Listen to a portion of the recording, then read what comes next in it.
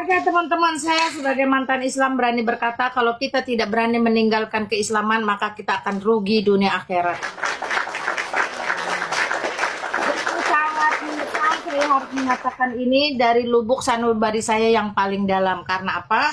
Karena ketika saya sebagai wanita Islam kala itu saya begitu lemah, begitu rendah dan tidak berharga.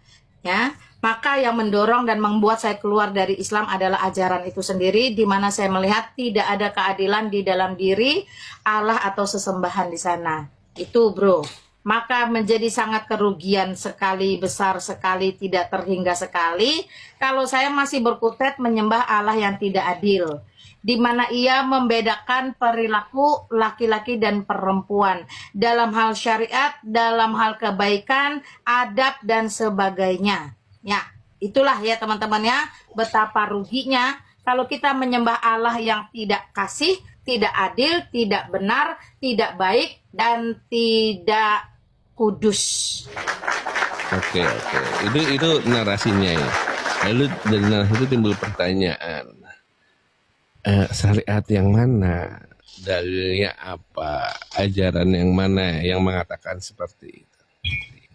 Begitu banyak teman-temannya, saking banyaknya teman-teman bisa nontonin Marsha, bisa nontonin Edis, bisa nontonin Sofiatul Al-Hayat, bisa nontonin Islamologi, bisa nontonin The Mess, 5 saja yang saya notice ya.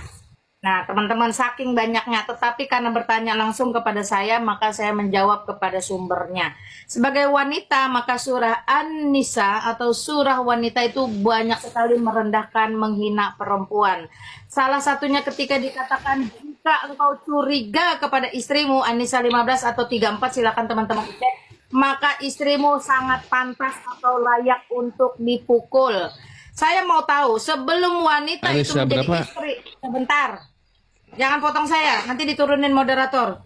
Nah, ketika seorang wanita sebelum menjadi istri, bukankah dia anak dari sebuah keluarga? Dikandung, dirawat, dilahirkan, dibesarkan, diberi pendidikan yang layak. Setelah besar, kamu tinggal terima beres, tinggal pakai, tinggal manfaatkan. Lalu bagaimana mungkin hanya karena kecurigaanmu saja dia sangat-sangat pantas atau layak dipukul. Nah ini adalah salah satu bukti perendahan, penghinaan kepada wanita yang bagi saya itu berasal dari Allah yang tidak benar.